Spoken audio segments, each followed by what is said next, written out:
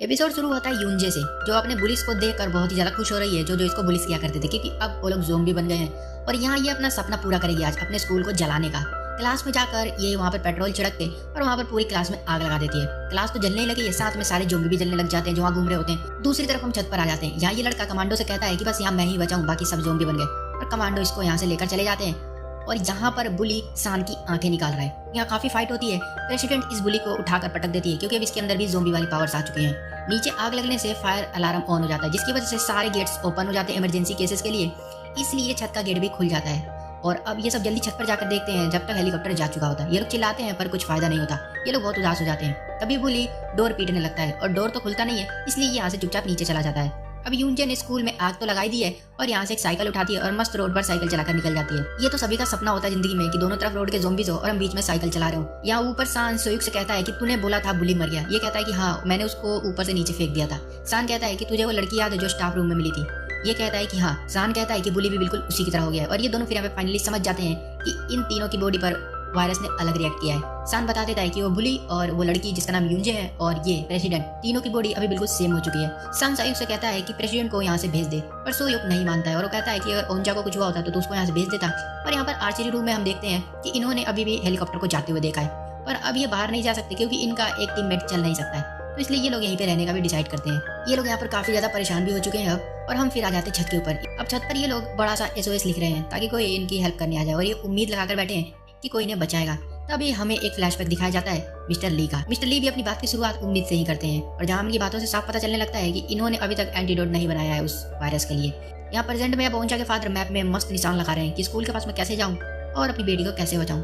अब सीन आ जाता है डिटेक्टिव पर। ये ब्लॉगर की हेल्प कर रहे हैं, जैसे कि हमने देखा था वो स्कूटर लेकर लास्ट एपिसोड में जो भाग गया था। यहाँ इसे डांटते हैं और मारते भी हैं, ये बोल के कि तू यहाँ पर वीडियो बनाने आया था और लाइक्स और सब्सक्राइबर के लिए। और यहाँ पर मैं बता दूं, इस ब्लॉगर का नाम है ऑरेंज इब्रिश। और ये कैसा नाम है? इसका नाम ऐसा इसलिए है क्योंकि ये अपने सर के ऊपर संतरा लगा के घूमता है, अगर इसको ध्यान से देखो तो। और यहाँ बहुत ही ज्यादा गर्मी होने लगती है। डिटेक्टिव यहाँ से जाने का प्लान बनाते हैं और कहते हैं कि यहाँ से ज़ोंबीज़ को हटाकर और फिर हम यहाँ से भागेंगे। तभी देखते हैं कि वो पागल पुलिस वाला जो स्कूटर लेकर भागा था वो वहाँ से बस लेकर वापस आता है और फिर इन दोनों को यहाँ से रेस्क्यू करता है, और फिर ये तीनों चले जाते हैं। और हाँ, बस के अंदर वो दोनों बच्चे भी सही सलामत है। अब यहाँ छत पर ये डाओसू ओंजा से पूछता है कि SOS का मतलब क्या होता है। ये कहती है कि कुछ नहीं होता। फिर ये इसकी बात नहीं मानता और प्रेसिडेंट से पूछने चला जाता है, क्योंकि प्रेसिडेंट बहुत समझदार लड़की है। और ये बात देखकर ओजो बहुत ज्यादा चिढ़ जाती है और फिर ये सैन को लात मारती है। अब शाम होने लगी है तो आग जलाने की जरूरत पड़ेगी क्योंकि ठंडी बढ़ने वाली है। ये सब मिलकर लकड़ी घिसने लग जाते हैं। बारी बारी से सबकी बच्ची आती है और काफी देर हो जाने के बाद भी कुछ नहीं होता इनका। तो प्रेसिडेंट इनके पास आकर अपनी जेब से लाइटर निकाल कर इन्हें दे देती है और कहती है कि मुझे स्मोक करने की आदत है। ये देखकर सबके होश उड़ जाते हैं और सोचते हैं ये तो सुट्टाबाज निकली। अब रात हो जाती है। डिटेक्टिव बस में आराम से जा रहा है उस पुलिस वाले को उल्टा सीधा बोलते हुए कि तू हमें छोड़ के भागा था, ये वो। तभी इनकी नजर हटती है और ये लोग एक लड़की को ठोक देते हैं, और ये लड़की और कोई नहीं बल्कि यूनजे है, जो कि साइकिल पे मस्त जा रही थी। डिटेक्टिव को लगता है कि ये तो अब निकल गई होगी ऊपर। उसके पास जाकर उसको चेक करता है और कहता है तुम ठीक हो? ये कहती है हाँ मैं ठीक हूँ, और इसका साफ दिख रहा है कि पूरा सर फटा हुआ है, पर इसको कुछ हो नहीं रहा है। डिटेक्टिव इसको अपना हाथ देता है और कहता है चलो मेरे साथ।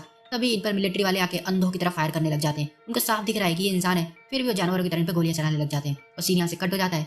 और हम देखते हैं फिर से आर्चरी रूम। यहाँ पर एथलीट इस कड़क वाली लड़की को तीर चलाना सिखा रही है। यहाँ पर बहुत लंबा सीन चलता है और ये दोनों काफी अपनी पर्सनल बातें शेयर करती है। यहाँ इनकी काफी बातें होती है, दोनों इमोशनल हो जाती हैं और अपनी अपनी पर्सनल लाइफ शेयर कर देती हैं और एक दूसरे से काफी ज्यादा कनेक्ट भी हो जाती हैं। यहाँ पर छत के ऊपर सभी बैठे हुए हैं और अपनी अपनी पर्सनल लाइफ बता रहे हैं। यहाँ सब बता रहे हैं कि कौन किसे लाइक करता है, और ये टॉपिक अभी कंप्लीट होगा आगे चल के। और यहाँ सीन कट हो जाता है और फिर हमें दिखाया जाता है नीचे म्यूजिकल रूम का सीन। पिंक स्वेटर वाली यानी कि यहाँ पर रूम के बाहर जाती है क्योंकि एक ज़ोंबी है जो पियानो के नीचे फंसा हुआ है, वो अपने पैर हिला रहा है जिसकी वजह से पियानो बज रहा है, तो इसलिए शोर हो रहा है। यहाँ पर ये पिंक स्वेटर वाली जाकर उसके पैर के पास कुछ अटका देती है जिससे उसका पैर पियानो के बटन पर ना लगे।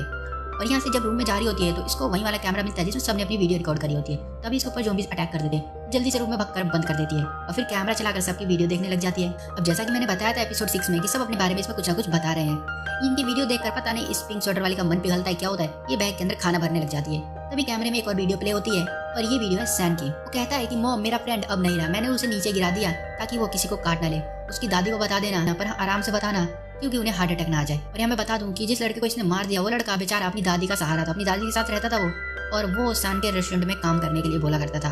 अब ये सारी चीजें देखकर ये यहाँ पर रोने लगती है और खाने को जमीन पर फेंक देती है क्योंकि उसको वहाँ पर वो लड़का दिखाई दे रहा होता है।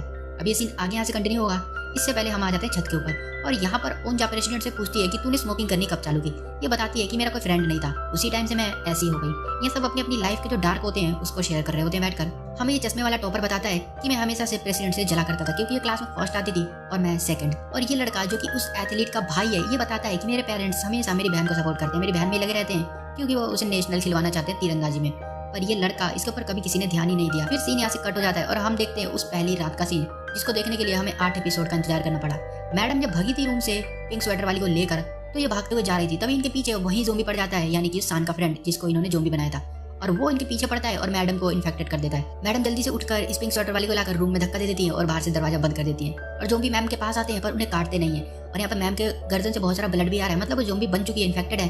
और फिर ये कहती हैं कि प्लीज उन लोगों की हेल्प करना, किसी भी तरीके से हेल्प करना। और फिर मैम हमें अंधेरे में जाती हुई दिखती है। फिर हम देखते हैं पिंक स्वेटर वाली हो जो कि वही रूम में बैठकर रो रही है और सब याद कर रही है। और फिर ये अपने बैग में वापस से खाना भरती है और बाहर की साइड जाने लगती है। तभी इसके पीछे आकर कोई खड़ा हो जाता है और सीन यहाँ से कट हो जाता है। और फिर हम आ जाते हैं छत पर। यहाँ पर सारे बैठकर अपनी आप फीलिंग्स को शेयर कर रहे हैं। फिर सान से पूछा जाता है कि तू किससे प्यार करता है। वो कहता है कि मैं प्यार करता हूँ किसी लड़की से, बचपन से। इतने सारे हिंट दे डालता है वो। और फिर ओंजा बोलती है कि किससे करता है, बता मुझे बता। फाइनली सान बोलता है हिम्मत करके कि मैं तुझसे करता हूँ। और ये बात को ये लड़की 2 मिनट में मजाक में उड़ा देती है और कहती है मजाक कर रहा है क्योंकि हम साथ रहते हैं, ये वो। सान का दिल टूट जाता है यहाँ पर। और फिर से हम आ जाते हैं यहाँ पर नीचे। अब यहाँ पर जब पिंक स्वेटर वाली खाना लेकर निकली थी तो इसके पीछे बुली आ गया था। वो इससे मिलता है और इसे कहता है कि इसमें क्या है, खाना है, तुझे भूख लगी है बोल। पिंक स्वेटर वाली कहती है तुझे ज़ोंबीज़ ने तो नहीं काटा ना। और ये फिर कहता है कि मुझे भी भूख लगी है। और फिर फाइनली इस लड़की को काट देता है वो पिंक स्वेटर वाली को। और यहाँ पर इसका एंड हो जाता है। इसकी मौत इस सीरीज में सबसे खतरनाक तरीके से दिखाई गई लगी मेरे को, क्योंकि इसको वो बहुत देर तक काटता है और खाता है। और फिर हम आ जाते हैं छत के ऊपर। सान कहता है कि नहीं मैं मजाक नहीं कर रहा हूँ। और ओंजा यहाँ से उठकर गुस्से में चली जाती है। सोयुक सान को इशारे में कहता है कि जाओ उसके पीछे। सान यहाँ पर आकर ओंजा से माफी मांगता है कि मुझे माफ कर दो और मैं तुमसे ये नहीं कह रहा कि तुम भी मुझसे प्यार करो, मैं तुमसे करता हूँ इतना ही काफी है। और ओंजा कहती है कि पहले मेरी फ्रेंड चली गई, अब तू भी चला गया। और फिर यहाँ पे ये सुन के सान का और भी दिल टूट जाता है। बेचारा काफी दुखी हो जाता है और वो दूसरी साइड चला जाता है। और वही हम नीचे देखते हैं बुली को, जो कि मगरमच्छ की तरह पाइप पे चढ़ के छत पे आने की कोशिश कर रहा है। और फाइनली ऊपर भी आ जाता है ये। और सबसे पहले ये ओंजा को मार के फेंक देता है। फिर सान इस पे अटैक करता है और सान को पटक कर उसकी आंखें निकालने लग जाती है क्योंकि सान ने भी इसकी आंख फोड़ी थी। और एपिसोड 8